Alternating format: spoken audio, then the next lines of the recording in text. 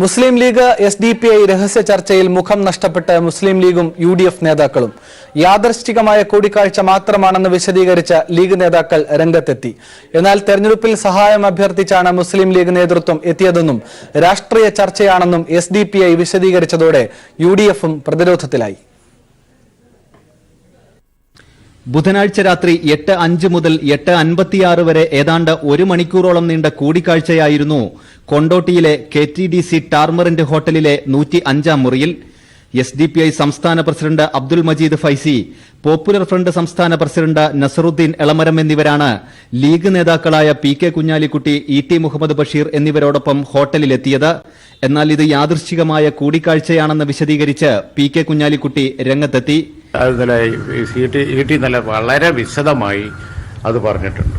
അതായത് ഗസ്റ്റ് ഹൗസിൽ ഭക്ഷണം കഴിക്കാൻ കയറിയതാണ് അദ്ദേഹം. ആ സമയത്ത് അവർ അവിടെ ഉണ്ടായതാണ്. അവർ യാതൊരു വിധ രഹസ്യ ചർച്ചയും അതിനത്തിലെ പൊതു സ്ഥലമാണെന്നുള്ള നിലയിൽ ET അത് നന്നായി വിശദീകരിച്ചിട്ടുണ്ട്. ഇല്ല, ഞാൻ ET എന്നെ വെയിറ്റ് ചെയ്യായിരുന്നു. ഞാൻ ETനെ കണ്ട് പോരുകയും ചെയ്തു. അതൊരു പൊതു സ്ഥലമാണ്, അവിടെ പലരുണ്ടാവും. അത് ഒരു അടിസ്ഥാനമില്ലാത്ത വാർത്തയാണ്. ചർച്ച നിഷേധിച്ച് പാണക്കാട് സാദിഖലി തങ്ങളും മാധ്യമങ്ങളെ കണ്ടു. യാദൃശ്ചികമായിട്ടുള്ളതാണ്, അല്ലാതെ പാർട്ടി അറിഞ്ഞുകൊണ്ടുള്ള ഒരു നീക്കമൊന്നുമല്ല. ഈ വോട്ട് ആവശ്യപ്പെട്ടു എന്നൊക്കെയാണ് SDPI പറയുന്നത്. അതിപ്പോൾ അവർ ആരെങ്കിലും എന്തെങ്കിലും പറയുന്നതിന് നമുക്ക് പ്രതികരിക്കാൻ പറ്റില്ല. പാർട്ടി ഇപ്പോൾ കണക്കിലെടുക്കുന്നത് ആ ചർച്ചയിൽ പങ്കെടുത്തു അല്ലെങ്കിൽ കൂടിക്കാഴ്ചയിൽ പങ്കെടുത്തു എന്ന് പറയുന്നത് ET ആണ്. അപ്പോൾ ET അതിനെ വിശദീകരിച്ചിട്ടുണ്ട്. അത് പാർട്ടിക്ക് തൃപ്തികരമായിട്ടുണ്ട്. അതിലപ്പുറത്തൊന്നുമില്ല. എന്നാൽ തെരഞ്ഞെടുപ്പിന് സഹായം അഭ്യർത്ഥിച്ചാണ് നേതാക്കൾ എത്തിയതെന്നും തെരഞ്ഞെടുപ്പിൽ ഇത്തരം ചർച്ചകൾ നടത്താറുണ്ടെന്നും വിശദീകരിച്ച് മജീദ് ഫൈസി രംഗത്തെത്തി. രാഷ്ട്രീയ സാഹചര്യങ്ങൾ ചർച്ച ചെയ്തു. അതെ, മുസ്ലിം ലീഗിനെ സംബന്ധിച്ചിടത്തോളം മലപ്പുറം ജില്ലയിലെ തെരഞ്ഞെടുപ്പൊക്കെ തന്നെയാണ് എനിക്ക് അവർക്ക് സ്വാഭാവികമായ ഒരു ചർച്ചയാണ്. അത് മാത്രമായിരുന്നില്ല, പല കാര്യങ്ങളും ചർച്ച ചെയ്തിട്ടുണ്ട്. ആനുകാലിക രാഷ്ട്രീയ സംഭവ വികാസങ്ങൾ, അത് കേരളവുമായി ബന്ധപ്പെട്ടത്, രാജ്യവുമായി ബന്ധപ്പെട്ടത് സംസാരിച്ചിട്ടുണ്ട്. അത് സംസാരിക്കും, അത് തുടരുകയും ചെയ്യും. ഇതോടെ ലീഗ് നേതാക്കളുടെ കള്ളത്തരം പൊളിഞ്ഞു. ന്യൂനപക്ഷ വർഗീയതയ്ക്കെതിരെ പരസ്യ നിലപാടുകൾ സ്വീകരിക്കുന്ന MK മുനീർ, KM ഷാജി തുടങ്ങിയവർ ഹൈദരലി തങ്ങളെ അതൃപ്തി അറിയിച്ചിട്ടുണ്ട്. ലീഗിന് കയ്യോടെ പിടികൂടിയതോടെ UDFും പ്രതിരോധത്തിലായി. KT സ്വാലിഹ്, മലപ്പുറം. 4 വോട്ടിനു വേണ്ടി UDF വർഗീയതയെ പ്രീണിപ്പിക്കുന്നുവെന്നതിന്റെ തെളിവാണ് SDPI ലീഗ് കൂടിക്കാഴ്ചയെന്ന് മുഖ്യമന്ത്രി പ്രതികരിച്ചു. ലീഗ് SDPI രഹസ്യബന്ധം തെളിവ് സഹിതം പുറത്തു വന്നിരിക്കുകയാണെന്നും അദ്ദേഹം അഭിപ്രായപ്പെട്ടു. CCTV ഒക്കെ ഉള്ളതുകൊണ്ടും സമയം രേഖപ്പെടുന്നതുകൊണ്ടും എല്ലാവരും കൂടി ഒന്നിച്ചവിടെ മുറിയിൽ എത്തിപ്പെട്ടത് ഒരു രേഖയായി മാറി. അപ്പോൾ അവർ ചർച്ച നടത്തിയില്ല എന്ന് പറയുന്നത്. പിന്നെ എന്ത് കാര്യത്തിന് അവരെല്ലാവരും കൂടി ഒത്തുകൂടിയത്? അപ്പോൾ തെരഞ്ഞെടുപ്പിലുള്ള ധാരണയ്ക്ക് വേണ്ടിയാണ് ചെയ്തത്. ഇതാണ് പ്രശ്നം. ഈ വർഗീയതയോട് വിട്ടുവീഴ്ചയില്ലാത്ത സമീപനം സ്വീകരിക്കാനാവണം. അത് ഭൂരിപക്ഷ വർഗീയതയായാലും ന്യൂനപക്ഷ വർഗീയതയായാലും ആ വർഗീയതയോട് വിട്ടുവീഴ്ചയില്ലാത്ത സമീപനം സ്വീകരിച്ചാലേ മതനിരപേക്ഷത നമുക്ക് സംരക്ഷിക്കാനാവും. 4 വോട്ടിനു വേണ്ടി വർഗീയതയെ പ്രീണിപ്പിക്കുന്ന നിലപാട് സ്വീകരിക്കാൻ പാടില്ല. നിർഭാഗ്യവശാൽ UDF അതാണ് സ്വീകരിച്ചു വരുന്നത്. ഒരു പാഠവും ഈ അനുഭവങ്ങളിൽ നിന്ന് പഠിക്കുന്നില്ല എന്നുള്ളതാണ് UDFന്റെ ഏറ്റവും പരിതാപകരമായ അവസ്ഥ. ലീഗ് SDPI കൂട്ടുകെട്ട് അപകടകരമെന്ന് CPIM സംസ്ഥാന സെക്രട്ടറി പ്രതികരിച്ചു. പരാജയ ഭീതിയിൽ രഹസ്യധാരണയുണ്ടാക്കാനാണ് ലീഗ് ശ്രമമെന്നും അദ്ദേഹം പറഞ്ഞു. ലീഗും SDPIയും തമ്മിലുള്ള കാലങ്ങളായുള്ള രഹസ്യധാരണയാണ് കൂടിക്കാഴ്ചയിലൂടെ തെളിഞ്ഞതെന്ന് കാനം രാജേന്ദ്രൻ പറഞ്ഞു. രഹസ്യ ചർച്ചയിൽ UDF കൺവീനർ ബെന്നി ബഹനാനും പങ്കെടുത്തെന്ന് PV അൻവറും ആരോപിച്ചു. SDPI ചില മണ്ഡലങ്ങളിലൊക്കെ സ്ഥാനാർത്ഥികളെ നിർത്തുമെന്ന് പ്രഖ്യാപിച്ചിട്ടുണ്ട്. സ്ഥാനാർത്ഥികളെ നിർത്തി വോട്ട് മറിക്കുക എന്നുള്ളതാണ് ഇപ്പോൾ SDPIയും ലീഗും തമ്മിൽ ധാരണയുണ്ടാക്കിയത് എന്നുള്ളതാണ് അനുമാനിക്കേണ്ടത്. ഈ കൂട്ടുകെട്ട് അപകടകരമായി. SDPയുമായി ലീഗ് കൂട്ടുകൂടുന്നതിനെക്കുറിച്ച് കോൺഗ്രസിൻ്റെ നിലപാടെന്താണ് എന്ന് കോൺഗ്രസിൻ്റെ KPCC നേതൃത്വം വ്യക്തമാക്കണം. UDFും ഈ കാര്യത്തിൽ നിലപാട് വ്യക്തമാക്കണം. പരാജയ ഭീതിയിൽ നിന്ന് അവർ RSSുമായിട്ടും കേരളത്തിൽ ധാരണയുണ്ടാക്കാനുള്ള ശ്രമമാണ് ഇപ്പോൾ നടക്കുന്നത്. ഞങ്ങൾ മതനിരപേക്ഷതയ്ക്ക് വേണ്ടി നിൽക്കും എന്ന് പറഞ്ഞ ലീഗ് കർട്ടന് പിന്നിൽ അവരുമായിട്ട് സൗഹൃദം പങ്കുവച്ചിരുന്നു എന്ന് നിരവധി സന്ദർഭങ്ങളിൽ നമുക്കറിയാം. കുഞ്ഞാലിക്കുട്ടി മലപ്പുറത്ത് തെരഞ്ഞെടുപ്പിൽ മത്സരിക്കുമ്പോൾ യാദൃശ്ചികമല്ല ഇവരാരും അവിടെ മത്സരിക്കാതിരുന്നത് എന്നിപ്പോൾ മനസ്സിലായല്ലോ. യാദൃശ്ചികമല്ല ആ സംഭവം. അപ്പോൾ ഇത്തരം ചില ബന്ധങ്ങൾ മുസ്ലിം മതന്യൂനപക്ഷങ്ങളുടെ വോട്ട് സമാഹരിക്കാൻ വേണ്ടി മതനിരപേക്ഷത പുറത്തു പറയുകയും പിന്നിൽ ഈ പ്രവർത്തനം നടത്തുകയും ചെയ്തുകൊണ്ടിരുന്ന ജനാധിപത്യ പാർട്ടികളുടെ മുഖം ഇപ്പോൾ അത് എക്സ്പോസ് ചെയ്യപ്പെടുകയാണ് ഇതുകൊണ്ട് ചെയ്യുന്നത്. UDF നേതൃത്വത്തിന്റെ അറിവോടുകൂടി തന്നെയാണ് കുഞ്ഞാലിക്കുട്ടി പ്രവർത്തനം നടത്തുന്നത്. UDFന്റെ മുസ്ലിം തീവ്രവാദ സംഘടനകളുമായി ലീഗ് ബന്ധപ്പെടുക, BJPയുമായുള്ള വോട്ട് കച്ചവടത്തിന് കോൺഗ്രസിലെ ഒരു വിഭാഗം തന്നെ നേതൃത്വം നൽകുക എന്നുള്ള നിലയിലുള്ള ഒരു അടവ് സമീപനമാണ് കേരളത്തിലെ UDF സ്വീകരിച്ചിട്ടുള്ളത്. ഇത് കൈയോടെ പിടിക്കപ്പെട്ടതിന്റെ ജാള്യത കാരണമാണ് ഇപ്പോൾ മിണ്ടാണ്ടിരിക്കുന്നത്. SDPI ലീഗ് കൂടിക്കാഴ്ചയെ ന്യായീകരിച്ച കോൺഗ്രസ് SDPIയുടെ വോട്ട് വേണമെന്ന് K. സുധാകരൻ പറഞ്ഞു. ചർച്ചയെക്കുറിച്ച് മറുപടി നൽകാതെ ചെന്നിത്തല CPIM അജണ്ട തങ്ങൾക്കുമേൽ കെട്ടിവെക്കേണ്ടതില്ലെന്ന് ചെന്നിത്തല പറഞ്ഞു. കൂടിക്കാഴ്ചയെക്കുറിച്ച് ലീഗാണ് പ്രതികരിക്കേണ്ടതെന്ന് മുല്ലപ്പള്ളിയും അഭിപ്രായപ്പെട്ടു. ലീഗ് SDPI കൂടിക്കാഴ്ചയെ പരസ്യമായി ന്യായീകരിക്കുകയാണ് കോൺഗ്രസ് നേതാക്കൾ. കൂടിക്കാഴ്ചയെ ന്യായീകരിച്ച K. സുധാകരൻ SDPIയുടെ വോട്ടുകൾ സ്വീകരിക്കുമെന്നും പറഞ്ഞു. ആ ദൃശ്യങ്ങളൊക്കെ എത്രമാത്രം വസ്തുനിഷ്ഠമാണെന്ന് എനിക്കറിയില്ല. പക്ഷേ തെരഞ്ഞെടുപ്പ് രംഗത്ത് ഒരു സ്ഥാനാർത്ഥി ആരുടെ വോട്ടും നിഷേധിക്കാറില്ല. വോട്ടിന് നിരോധനം കൽപ്പിക്കുന്ന ഒരു രാഷ്ട്രീയ ശൈലി നമുക്കില്ല. UDFന്റെ സ്ഥാനാർത്ഥിക്ക് ആർക്കൊക്കെ വോട്ട് ചെയ്യാം, ആ വോട്ടെല്ലാം ഞങ്ങൾ സ്വീകരിക്കും. എന്നൊന്നുമില്ല, SDPI എന്ന നിലക്കല്ല, എല്ലാവർക്കും ഒരു വോട്ടുണ്ട്. അതോടൊപ്പം SDPIയുടെ വോട്ട് വേണ്ടെന്ന് പറയാൻ പ്രതിപക്ഷ നേതാവ് രമേശ് ചെന്നിത്തലയും തയ്യാറായില്ല. SDPIയുടെ വോട്ട് വേണ്ട എന്നുള്ള ഒരു നിലപാട് പരസ്യമായി അല്ല, ഈ കാര്യത്തെ സംബന്ധിച്ചിടത്തോളം അവരതിനകത്ത് വ്യക്തമാക്കിയിട്ടുണ്ട്. ഞങ്ങളെ സംബന്ധിച്ചിടത്തോളം ഈ കാര്യത്തിൽ വളരെ വ്യക്തമാണ്. മതേതര നിലപാടിൽ ഉറച്ച് ഞങ്ങൾ മുന്നോട്ട് പോകും. മറ്റു കാര്യങ്ങളെ സംബന്ധിച്ച് ഞാൻ പിന്നീട് സംസാരിച്ചു. കോൺഗ്രസിന്റെ ഒറ്റ സീറ്റും ആർക്കും നൽകില്ലെന്ന് KPCC പ്രസിഡന്റ് മുല്ലപ്പള്ളി രാമചന്ദ്രൻ പ്രതികരിച്ചു. പരമാവധി സീറ്റുകളിൽ കോൺഗ്രസ് മത്സരിക്കുമെന്നും സീറ്റുകളുടെ എണ്ണം വർദ്ധിപ്പിച്ചാൽ മാത്രമേ രാഷ്ട്രപതി സർക്കാർ രൂപീകരണത്തിനായി ക്ഷണിക്കുകയുള്ളൂവെന്നും മുല്ലപ്പള്ളി പ്രതികരിച്ചു. എനിക്കറിയില്ല, എനിക്ക് അതേക്കുറിച്ച് അറിയില്ല. അത് മുസ്ലിം ലീഗിനോട് ചോദിക്കണം. ഞാൻ എങ്ങനെയാണ് പറയാ? എനിക്ക് ഒരു പ്രതികരണം ഈ കാര്യത്തിൽ പറയാനില്ല. മുസ്ലിം ലീഗുമായിട്ട് നിങ്ങൾ ആദ്യം ഈ കാര്യം നിങ്ങൾ ചർച്ച ചെയ്യുക. മുസ്ലിം ലീഗിന്റെ പ്രതികരണം വന്ന ശേഷം നമുക്ക് സംസാരിക്കാം. എന്നാൽ ലീഗ് SDPI കൂടിക്കാഴ്ചയെക്കുറിച്ച് പ്രതികരിക്കാൻ തയ്യാറാകാതെ UDF കൺവീനർ ബെന്നി ബെഹനാൻ താനും കൂടിക്കാഴ്ചയിൽ പങ്കെടുത്തുവെന്ന ആരോപണത്തിനും മറുപടി പറയുന്നില്ലെന്നും ബെന്നി ബെഹനാൻ പ്രതികരിച്ചു. സമാധാന തെറ്റിയ അഭിപ്രായം എന്നവർക്ക് മറുപടി ഞാൻ ആഗ്രഹിക്കുന്നില്ല. എന്നെ സംബന്ധിച്ചിടത്തോളം നേർവഴിയിൽ പോകണമെന്ന് ആഗ്രഹിക്കുന്നില്ല. ഞാൻ വളഞ്ഞു കെട്ടാനും വളച്ചു പിടിക്കാനും ഞാനില്ല. അതെല്ലാം ഓരോരുത്തരുടെ രാഷ്ട്രീയ സംസ്കാരമാണ്. പിന്നെ ഇത്തരം അല്പത്തരമാണ് ഈ പറയുന്നത്. അല്പത്തരത്തിന് മറുപടി പറയാനുള്ള രാഷ്ട്രീയ സദാചാരബോധം എന്നെ അനുവദിക്കാത്തതുകൊണ്ട് ഞാനതിന് മറുപടി പറയുന്നില്ല. ഇത്രയും കാര്യത്തെക്കുറിച്ച് എനിക്ക് പറയാറുള്ളൂ. തെരഞ്ഞെടുപ്പിന് മുന്നോടിയായി ലീഗ് നടത്തിയ കൂടിക്കാഴ്ചയിൽ അക്ഷരാർത്ഥത്തിൽ കോൺഗ്രസ് വെട്ടിലായിരിക്കുകയാണ്. ഇക്കാര്യത്തിൽ ലീഗിനെ തള്ളിപ്പറയാനും കോൺഗ്രസ് തയ്യാറാകുന്നില്ല. News desk. സ്ക്രീനിംഗ് കമ്മിറ്റിക്ക് മുന്നോടിയായി ഉമ്മൻചാണ്ടി, രമേശ് ചെന്നിത്തല, മുല്ലപ്പള്ളി രാമചന്ദ്രൻ എന്നിവർ കേരള ഹൌസിൽ കൂടിക്കാഴ്ച നടത്തുന്നു.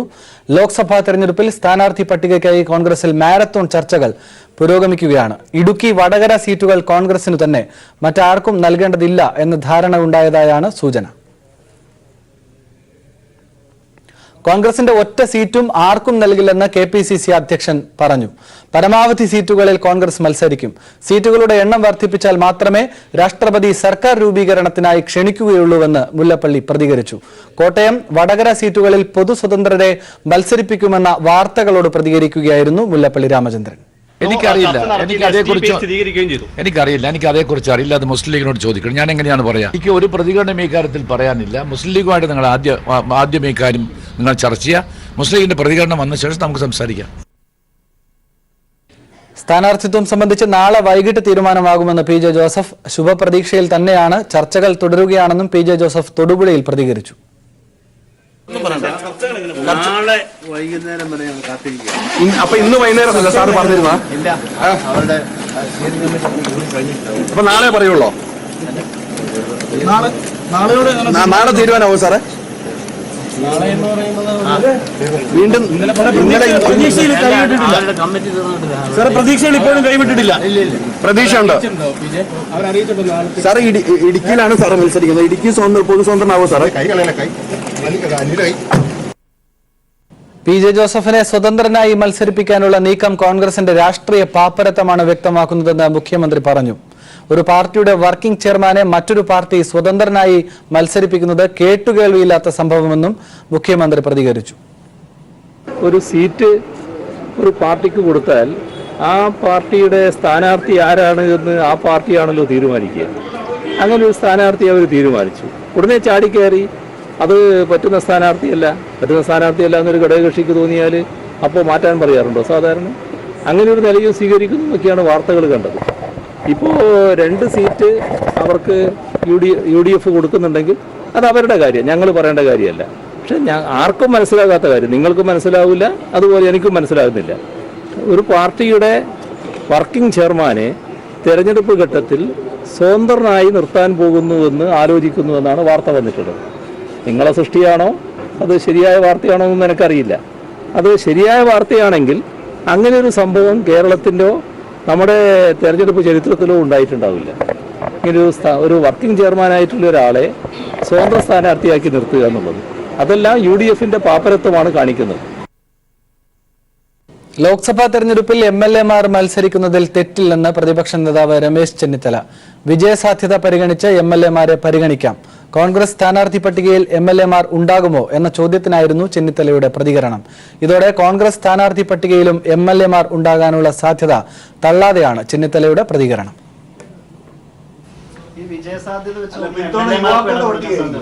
MLA-മാർ മത്സരിക്കുന്നതൊന്നും തെറ്റൊന്നുമില്ല. ഇന്ത്യൻ ക്രിക്കറ്റ് താരം S. ശ്രീശാന്തിന് BCCI ഏർപ്പെടുത്തിയ ആജീവനാന്ത വിലക്ക് സുപ്രീംകോടതി നീക്കി. അച്ചടക്ക നടപടിയും ക്രിമിനൽ കേസും രണ്ടാണെന്ന് നിരീക്ഷിച്ച സുപ്രീംകോടതി ശ്രീശാന്തിനെ പൂർണ്ണമായും കുറ്റവിമുക്തനാക്കാൻ തയ്യാറായില്ല. ശ്രീശാന്തിന്റെ ഭാഗം കേട്ട് 3 മാസത്തിനകം ശിക്ഷാ കാലാവധി പുനർപരിശോധിക്കണമെന്ന് BCCIയോട് സുപ്രീംകോടതി ഉത്തരവിട്ടു. കോടതി വിധി സ്വാഗതാർഹവും ഏറെ പ്രതീക്ഷയുള്ളതുമാണെന്ന് ശ്രീശാന്ത് പീപ്പിൾ TVയോട് പ്രതികരിച്ചു. 2013 IPL ഒത്തുകളി കേസിനെ തുടർന്നാണ് BCCI ശ്രീശാന്തിന് ആജീവനാന്ത വിലക്കേർപ്പെടുത്തിയത്. എന്നാൽ വാതുവയ്പ് ആരോപണത്തിൽ ദില്ലി പാട്ടിൽ ഹൌസ് കോടതി 2015 ജൂലൈ 25 ശ്രീശാന്തിനെ വെറുതെ വിട്ടെങ്കിലും വിലക്ക് നീക്കാൻ BCCI തയ്യാറായിരുന്നില്ല. പോലീസ് ഹാജരാക്കിയ തെളിവുകൾ അപര്യാപ്തമാണെന്ന് കണ്ട കോടതി കുറ്റപത്രം റദ്ദാക്കുകയും എല്ലാ പ്രതികളെയും വെറുതെ വിടുകയും ചെയ്യുകയായിരുന്നു. എന്നാൽ 2015 അനുകൂല വിധിയുണ്ടായിട്ടും ശ്രീശാന്തിനെതിരെ BCCI ആജീവനാന്ത വിലക്ക് ഏർപ്പെടുത്തുകയായിരുന്നു. BCCIയുടെ വിലക്ക് പിൻവലിച്ച സുപ്രീം കോടതി ശ്രീശാന്തിനെ പൂർണ്ണമായും കുറ്റവിമുക്തനാക്കിയിട്ടില്ല. അച്ചടക്ക നടപടിയും ക്രിമിനൽ കേസും രണ്ടാണെന്ന് സുപ്രീം കോടതി നിരീക്ഷിച്ചു. 3 മാസത്തിനകം എന്ത് ശിക്ഷയാണ് ശ്രീശാന്തിന് നൽകുന്നതെന്ന് തീരുമാനിക്കണമെന്ന് BCCIയുടെ സുപ്രീം കോടതി ഉത്തരവിട്ടു. BCCIയിൽ പൂർണ്ണ വിശ്വാസമുണ്ടെന്നും അനുകൂല തീരുമാനമുണ്ടാകുമെന്നാണ് പ്രതീക്ഷയെന്നുമായിരുന്നു വിധിക്ക് ശേഷം ശ്രീശാന്തിന്റെ പ്രതികരണം. ശിക്ഷാ കാലാവധി എത്ര തന്നെയാണെങ്കിലും അത് പിന്നിട്ട് കഴിഞ്ഞെന്നും ശ്രീശാന്ത് കൂട്ടിച്ചേർത്തു. 90 ഡേയ്സ് കൊടുത്തിട്ടുണ്ട് BCCIക്ക്, പക്ഷേ ലൈഫ് ബാൻ മാറി. അപ്പോൾ ഇനി എന്തായാലും ലൈഫ് ബാൻ ഉണ്ടാവില്ല. അപ്പോൾ എന്തായാലും 6 വർഷം എടുത്തു, പക്ഷേ എങ്കിലും പേഷ്യൻ്റ് വെയിറ്റ് ചെയ്തു. പ്ലസ് കേരള ക്രിക്കറ്റ് നല്ലോണം ചെയ്യുന്നുണ്ട്. അപ്പോൾ അതിൻ്റെ ഒരു ഭാഗം ഫ്യൂച്ചറിൽ പറ്റുമെന്ന് വിചാരിക്കുന്നു. ഭയങ്കര ഡിഫിക്കൽട്ട് കോമ്പറ്റീഷനാണ്. ഒരു 3 മാസത്തിനുള്ളിൽ വീണ്ടും ഇക്കൊണ്ട് എക്സാക്ട്ലി സീസൺ തുടങ്ങുമ്പോൾ പെർമിഷൻ കിട്ടും തോന്നുന്നു. ജസ്റ്റിസുമാരായ അശോക് ഭൂഷൺ, KM ജോസഫ് എന്നിവരുടെ ബെഞ്ചാണ് കേസിൽ വിധി പറഞ്ഞത്. സുപ്രീം കോടതി വിധി കേരള ക്രിക്കറ്റ് അസോസിയേഷനും സ്വാഗതം ചെയ്തു. News bureau, Delhi. United nurses അസോസിയേഷന്റെ 3 കോടി രൂപ അപഹരിക്കപ്പെട്ടതായി DGPക്ക് പരാതി. സംഭവത്തിൽ ക്രൈംബ്രാഞ്ച് അന്വേഷണം നടത്തുമെന്നാണ് ഇപ്പോൾ ലഭിക്കുന്ന വാർത്തകൾ. ഷീജ ചേരുന്നു വിശദാംശങ്ങളുമായി. ഷീജ, എന്താണ് സംഭവം?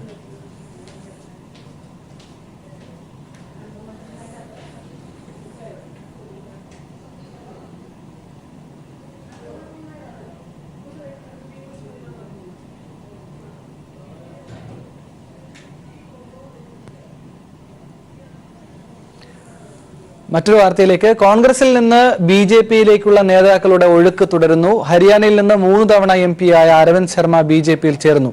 ഹരിയാനയിലെ BJP ആസ്ഥാനത്ത് നിന്ന് മുഖ്യമന്ത്രി മനോഹർ ലാൽ ഖട്ടറിൽ നിന്ന് അരവിന്ദ് ശർമ്മ മെമ്പർഷിപ്പ് ഏറ്റുവാങ്ങി.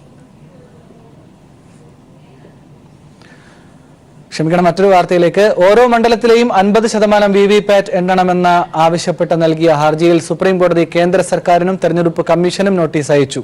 ചന്ദ്രബാബു നായിഡു, അരവിന്ദ് കെജ്രിവാൾ, KC വേണുഗോപാൽ തുടങ്ങി 21 നേതാക്കളാണ് സുപ്രീം കോടതിയിൽ ഹർജി നൽകിയത്. ചീഫ് ജസ്റ്റിസ് രഞ്ജൻ ഗൊഗോയ് അധ്യക്ഷനായ 3-അംഗ ബെഞ്ച് മാർച്ച് 25-ന് ഹർജികളിൽ വാദം കേൾക്കും.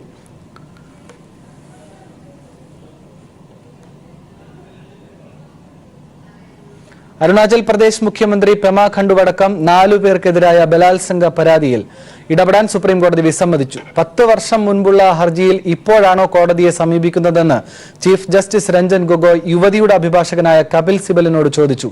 കേസിന്റെ നടപടികൾ ദില്ലി ഹൈക്കോടതിയിലേക്ക് മാറ്റണമെന്നും തനിക്കും ഭർത്താവിനും സുരക്ഷ ഉറപ്പാക്കണമെന്നും ആവശ്യപ്പെട്ടാണ് യുവതി സുപ്രീം കോടതിയെ സമീപിച്ചത്. എന്നാൽ എവിടെയാണ് കേസുള്ളത്, ആ കോടതിയിൽ സുരക്ഷയ്ക്കായി യുവതിക്ക് സമീപിക്കാമെന്ന് സുപ്രീം കോടതി ഉത്തരവിട്ടു. കരമന അനന്തു കൊലപാതകത്തിൽ 7 പ്രതികൾ കൂടി അറസ്റ്റിലായി. 13 പ്രതികളുള്ള കേസിൽ ശേഷിക്കുന്ന ഒരാളെ ഉടൻ പിടികൂടുമെന്ന് കമ്മീഷണർ കെ സഞ്ജയ് കുമാർ അറിയിച്ചു. ശ്രീവരാഹത്ത് കൊല്ലപ്പെട്ട ഡിവൈഎഫ്ഐ നേതാവ് മണിക്കുട്ടന്റെ കൊലപാതകത്തിൽ പ്രധാന പ്രതി അർജുനു വേണ്ടിയുള്ള അന്വേഷണം പോലീസ് ഊർജിതമാക്കി. തിരുവനന്തപുരത്തെ കഞ്ചാവ് മാഫിയയ്ക്കെതിരെ പ്രത്യേക പരിശോധനയും പോലീസ് ആരംഭിച്ചു. തട്ടിക്കൊണ്ടുപോയി കൊലപ്പെടുത്തിയ കേസിൽ അനീഷ്, വിഷ്ണു, അഖിൽ, വിനീത്, ഹരി, കുഞ്ഞുവാവ എന്നിവരെ പൂവാറിൽ നിന്നും ശരത്തിനെ ചെന്നൈയിൽ നിന്നുമാണ് ഇന്ന് പോലീസ് പിടികൂടിയത്. ഇതോടെ 13 പ്രതികളുള്ള കേസിൽ 12 പേരും അറസ്റ്റിലായി. കൊലപാതക സംഘത്തിലെ ഉമേഷാണ് ഇനി പിടിയിലാകാനുള്ളത്. ശേഷിക്കുന്ന പ്രതിയെ ഉടൻ പിടികൂടുമെന്ന് കമ്മീഷണർ കെ സഞ്ജയ് കുമാർ അറിയിച്ചു. പ്രതികളെല്ലാം ക്രിമിനൽ പശ്ചാത്തലമുള്ളവരും ലഹരിക്ക് അടിമകളുമാണ്. ഇവർക്കെതിരെ കൊലക്കുറ്റം തന്നെയാണ് ചുമത്തിയിട്ടുള്ളതെന്നും പോലീസ് അറിയിച്ചു. കഴിഞ്ഞ ദിവസം രാത്രി ശ്രീവരാഹത്ത് കൊല്ലപ്പെട്ട ഡിവൈഎഫ്ഐ നേതാവ് മണിക്കുട്ടന്റെ കൊലപാതകത്തിൽ പ്രധാന പ്രതി അർജുനു വേണ്ടിയുള്ള പോലീസ് അന്വേഷണം ഊർജിതമാക്കി. കഞ്ചാവ് മാഫിയകൾ തമ്മിലുള്ള അടിപിടി തടയാൻ ശ്രമിച്ചപ്പോഴായിരുന്നു സംഘത്തിലുണ്ടായ അർജുൻ കയ്യിലുണ്ടായിരുന്ന കുപ്പി പൊട്ടിച്ച് മണിക്കുട്ടനെ കുത്തിയത്. ആശുപത്രിയിൽ എത്തിക്കുന്നതിന് മുൻപ് തന്നെ മണിക്കുട്ടൻ മരണപ്പെട്ടു. സംഘത്തിൽ അർജുനൊപ്പമുണ്ടായിരുന്ന മനോജ്, രജിത് എന്നിവരെ പോലീസ് കഴിഞ്ഞ ദിവസം അർദ്ധരാത്രിയോടെ അറസ്റ്റ് ചെയ്തിരുന്നു. മണിക്കുട്ടന്റെ സുഹൃത്തുക്കളായ ഉണ്ണിക്കണ്ണൻ, വിമൽ എന്നിവർക്കും കുത്തേറ്റിരുന്നു. ഇവർ ചികിത്സയിലാണ്. കഞ്ചാവ് മാഫിയയുടെ ഇടപെടലുണ്ടായ ഇരു കൊലപാതകങ്ങളുടെയും പശ്ചാത്തലത്തിൽ മാഫിയയ്ക്കെതിരെ പ്രത്യേക പരിശോധന പോലീസ് ആരംഭിച്ചതായി കമ്മീഷണർ വ്യക്തമാക്കി. ഈ രണ്ടും 2-point അജണ്ട ആണ്. Basically one is basically anti social curtail, രണ്ടാമത്തെ ഡ്രഗ് അബ്യൂസിൽ we will be conducting our intensive action.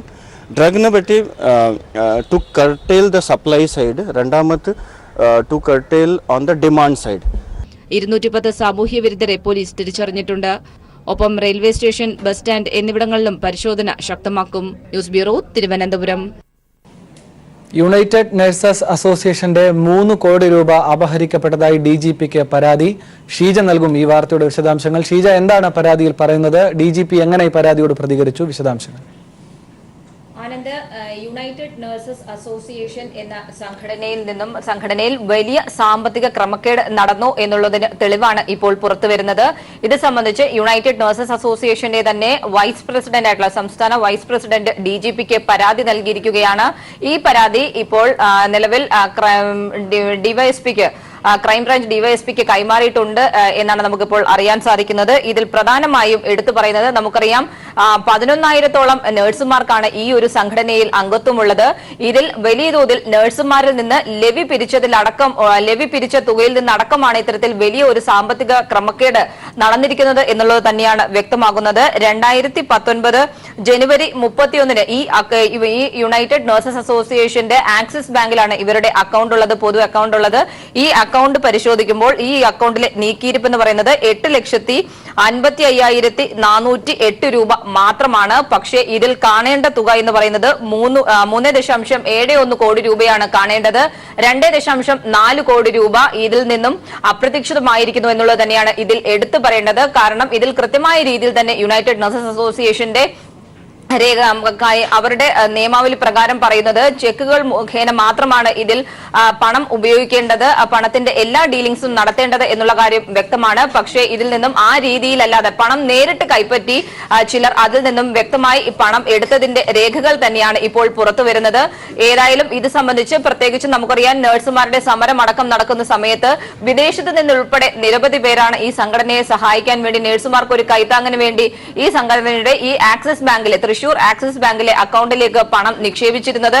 പക്ഷേ അത് വലിയ തോതിൽ ഒരു ക്രമക്കേട് ഇതിന് പിന്നിൽ നടന്നിരിക്കുന്നു. കൃത്യമായി ഈ സംഘടനയിൽ നിന്നും ഇതിൽ കൃത്യമായ രീതിയിൽ തുക വലിയ തോതിലാണ് ഈ രീതിയിൽ ഇതിൽ നിന്നും പിൻവലിച്ചിട്ടുള്ളത്. ഈ ഒരു അക്കൗണ്ടിൽ നിന്നും പ്രത്യേകിച്ചും അവിടുത്തെ സ്ഥിരം ഈ സംഘടനയിൽ അംഗത്വം ഇല്ലാത്തവർ പോലും ഈ ഒരു അക്കൗണ്ടിൽ നിന്നും പണം പിൻവലിച്ചിരിക്കുന്നു എന്നുള്ളതിനുള്ള തെളിവുകൾ കൂടിയാണ് ഇപ്പോൾ ഈ ഘട്ടത്തിൽ പുറത്തു വരുന്നത്. ഈ രീതിയിൽ പ്രത്യേകിച്ചും നഴ്സുമാർ അവരിൽ നിന്നും ലെവി പിരിക്കുന്നത് 3 മാസത്തിൽ ഒരിക്കലായിരിക്കണം എന്നുള്ളതായിരുന്നു നിബന്ധന. പക്ഷേ ഈ നിബന്ധന പോലും ലംഘിച്ചുകൊണ്ട് 2 മാസത്തിൽ ഒരിക്കലായി ഇവരിൽ നിന്നും തുക ഈടാക്കിക്കൊണ്ടിരുന്നു. അത് തന്നെ വലിയ ഒരു തുകയാണ് ഈ ഒരു അക്കൗണ്ടിലേക്ക് എത്തിച്ചുകൊണ്ടിരുന്നത്. ഈ രീതിയിൽ നഴ്സുമാരിൽ നിന്നടക്കം കൈപ്പറ്റിക്കൊണ്ട് നഴ്സുമാരിൽ നിന്നടക്കം ലെവി പിരിച്ചിരുന്ന ആ തുകയിൽ നിന്ന് ഉൾപ്പെടെയാണ് ഈ രീതിയിൽ വലിയൊരു ക്രമക്കേട്, സാമ്പത്തിക ക്രമക്കേട് ഇപ്പോൾ ഈ യുണൈറ്റഡ് നഴ്സസ് അസോസിയേഷനിൽ നടന്നിരിക്കുന്നത്. ഏതായാലും ഇത് സംബന്ധിച്ച് ഈ കാര്യങ്ങളെല്ലാം ചൂണ്ടിക്കാട്ടിക്കൊണ്ട് വിശദമായ ഒരു പരാതി തന്നെയാണ് DGPക്ക് UNAയുടെ സംസ്ഥാന വൈസ് പ്രസിഡന്റ് നൽകിയിട്ടുള്ളത്. അതിൽ തന്നെയാണ് ഇപ്പോൾ ഏതായാലും പരാതി ഇപ്പോൾ കൂടുതൽ അന്വേഷണങ്ങൾക്ക് വേണ്ടി അതിൽ കഴമ്പുണ്ട് എന്ന് കണ്ടെത്തിയതിന്റെ അടിസ്ഥാനത്തിൽ കൂടുതൽ അന്വേഷണങ്ങൾക്ക് വേണ്ടി കൈമാറിയിരിക്കുന്നത്. ഷീജ, ഈ നഴ്സുമാരുടെ ലെവി അടക്കമാണെങ്കിൽ വലിയ പരിതാപകരമായ സ്ഥിതിയായിരിക്കും. അത് 3 കോടിയോളം രൂപയാണ് കാണാനില്ലാത്തതായി പരാതി വരുന്നത്. ഈ ആക്സിസ് ബാങ്കിനെ സംബന്ധിച്ച് എന്താണ് ഇത് സംബന്ധിച്ചുള്ള വിശദീകരണം നൽകുന്നത്? അവരുടെ ശ്രദ്ധക്കുറവോ അത് കാരണമുണ്ടായ ഏതെങ്കിലും അട്ടിമറികളോ ആണോ ഈ പൈസ കാണാത്തതിന് കാരണം? ആ രീതിയിൽ ബാങ്കിന്റെ ഒരു നോട്ടപേക്ഷകല്ല ഇതിൽ സംഭവിച്ചിരിക്കുന്നത് എന്നുള്ളത് തന്നെയാണ് നമുക്ക് എടുത്തു പറയാനുള്ളത്. ഇത് സംഘടനയ്ക്കുള്ളിൽ നിൽക്കുന്നവരുടെ ഭാഗത്തു നിന്ന് തന്നെയാണ് ഇത്തരത്തിൽ വലിയൊരു വീഴ്ച ഉണ്ടായിരിക്കുന്നത് എന്നുള്ളതാണ് ഇവിടെ വ്യക്തമാകുന്നത്. ഞാൻ നേരത്തെ സൂചിപ്പിച്ചതുപോലെ ഇവരുടെ അക്കൗണ്ടിലേക്ക് 2017 ഏപ്രിൽ മുതലാണ് ഈ സംഘടനയുടെ പേരിൽ ആക്സിസ് തൃശൂർ ബ്രാഞ്ചിലുള്ള ഈ ഒരു അക്കൗണ്ട് ആരംഭിച്ചിരിക്കുന്നത്. അതിൽ കൃത്യമായി ജനുവരി 19 വരെ ഈ അക്കൗണ്ടിൽ ഉണ്ടായിരുന്നത് 3.71 കോടി രൂപയാണ് ഈ അക്കൗണ്ടിൽ ഉണ്ടായിരുന്നത്. അതിലും രേഖകൾ വ്യക്തമാക്കുന്നുണ്ട് ഇത്രയും രൂപ ഈ ഒരു അക്കൗണ്ടിൽ ഉണ്ടായിരുന്നു എന്നുള്ളത്. പക്ഷേ 2019 ജനുവരി 31 ആകുമ്പോൾ അതിൽ ഇത്ര 2.4 കോടിയുടെ കുറവ്, അതാണ് ഏവരെയും ഞെട്ടിക്കുന്നത്. അത്തരത്തിൽ വലിയൊരു സാമ്പത്തിക ക്രമക്കേട് തന്നെയാണ് ഇതിനുള്ളിൽ നടന്നിരിക്കുന്നത് എന്നുള്ളത് തന്നെയാണ് എടുത്തു പറയേണ്ടത്. ഇതിൽ സംഘടന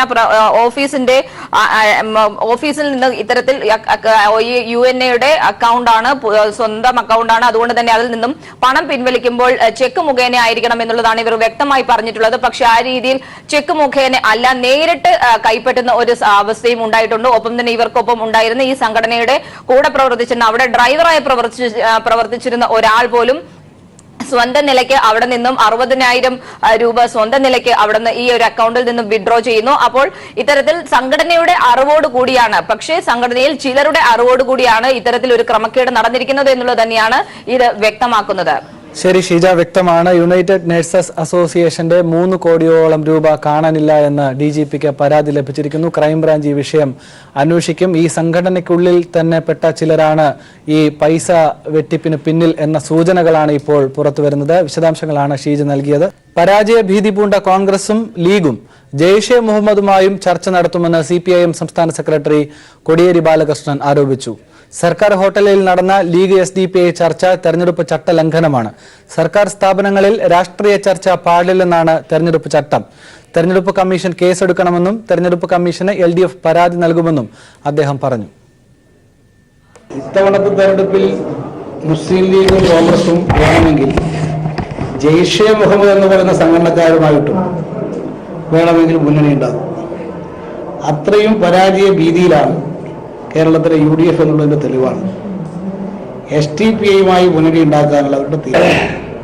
സർക്കാർ അധീനതയിലുള്ള സ്ഥാപനങ്ങൾ രാഷ്ട്രീയ ചർച്ചയ്ക്ക് വേണ്ടി ഉപയോഗിക്കാൻ പാടില്ല എന്ന ഇലക്ഷൻ കമ്മീഷന്റെ പെരുമാറ്റച്ചട്ടത്തിന് വിരുദ്ധമാണ് ഇന്നലെ KTDC സ്ഥാപനത്തിൽ നടത്തിയിട്ടുള്ള ഈ കൂടിയാലോചന. ചർച്ച നടത്തി എന്നുള്ളത് SDPI നേതാക്കന്മാർ സമ്മതിക്കുകയും ചെയ്തു കഴിഞ്ഞിട്ടുണ്ട്. അപ്പൊ ഇതിന്റെ പേരിൽ ഈ സ്ഥാനാർത്ഥികളായി പ്രഖ്യാപിക്കപ്പെട്ടിട്ടുള്ള ലീഗ് നേതാക്കന്മാർക്കെതിരെ ചട്ടലംഘനത്തിന്റെ പേരിൽ ഇലക്ഷൻ കമ്മീഷൻ കേസെടുക്കണം. അവർക്കെതിരായുള്ള പരാതി ഇലക്ഷൻ കമ്മീഷന് ഈ യോഗം സംബന്ധിച്ച് LDF നൽകും. തെരഞ്ഞെടുപ്പ് പ്രചരണത്തിന്റെ ഭാഗമായി LDF തിരുവനന്തപുരം ലോക്സഭാ സ്ഥാനാർത്ഥി C Divakaran Kairali TV corporate ഓഫീസിലെത്തി. ജീവനക്കാർ ചേർന്ന് അദ്ദേഹത്തെ സ്വീകരിച്ചു. കൈരളി TV കോർപ്പറേറ്റ് ഓഫീസിലെത്തിയ LDF സ്ഥാനാർത്ഥി C ദിവാകരന് ഊഷ്മളമായ സ്വീകരണമാണ് ജീവനക്കാർ നൽകിയത്. News director NP Chandrasekharan shawl അണിയിച്ച് അദ്ദേഹത്തെ വരവേറ്റു. പിന്നീട് മാനേജിംഗ് ഡയറക്ടറും ചീഫ് എഡിറ്ററുമായ ജോൺ ബ്രിട്ടാസുമായി കൂടിക്കാഴ്ച നടത്തി. തുടർന്ന് വിവിധ ഡിപ്പാർട്ട്മെന്റുകളിൽ എത്തി വോട്ടർമാരെ കണ്ട് കുശലാന്വേഷണവും വോട്ടഭ്യർത്ഥനയും നടത്തി. തിരുവനന്തപുരത്തെ സിറ്റിംഗ് MP കഴിഞ്ഞ 10 വർഷമായി പറഞ്ഞു നടക്കുന്ന ഏതു വാഗ്ദാനമാണ് നടപ്പാക്കിയതെന്ന് C ദിവാകരൻ ചോദിച്ചു. 10 കൊല്ലത്തിന് മുമ്പ് തിരുവനന്തപുരം നഗരവാസികളെ ഹരം പിടിപ്പിച്ച ഒരുപാട് വാഗ്ദാനങ്ങൾ വന്നു. ഈ നഗരം ട്വിൻ സിറ്റി ആവും, ബാഴ്സലോണിയൻ നഗരമാകുമ്പോഴാണ്. ഈ തമ്പൂർ റെയിൽവേ സ്റ്റേഷൻ ഏഷ്യയിലെ നമ്പർ 1 എക്സലന്റ് റെയിൽവേ സ്റ്റേഷനാകും. ഇവിടെ ഞാൻ ഹൈക്കോടതി ബെഞ്ച് ഇവിടെ കൊണ്ടുവരും. ഇവിടെ എയിംസ് സ്ഥാപനം കേരളത്തിൽ വരാൻ വേണ്ടി പാർലമെൻറ്റിൽ ശബ്ദമുയർത്തും. അന്താരാഷ്ട്ര വിമാനത്താവളം അദാനി എടുത്തുകൊണ്ട് പോയിട്ട് ഒരു അക്ഷരം പറയാൻ എന്തുകൊണ്ട് പാർലമെൻറ്റിലെ അംഗത്തിന് കഴിഞ്ഞില്ല? ഞങ്ങൾ എത്ര നാളെ സമരം ചെയ്യുന്ന ആ സമരത്തിൽ വന്നൊരു അഭിവാദ്യം ചെയ്യാൻ ഞാനൊരു ജനപ്രതിനിധിയാണ്. തിരുവനന്തപുരത്തെ വിമാനത്താവളം നഷ്ടപ്പെടാൻ പാടില്ല, സ്വകാര്യ മേഖലയ്ക്ക് പോകണമെന്നാണ് അദ്ദേഹം ആഗ്രഹിക്കുന്നത്. ഇപ്പോഴും സമരം നടക്കുകയാണ്. സംസ്ഥാന സർക്കാർ നടപ്പിലാക്കിയ വികസന പ്രവർത്തനങ്ങൾ LDF-ന് മികച്ച നേട്ടം സമ്മാനിക്കുമെന്നും അദ്ദേഹം പറഞ്ഞു. News bureau, Thiruvananthapuram.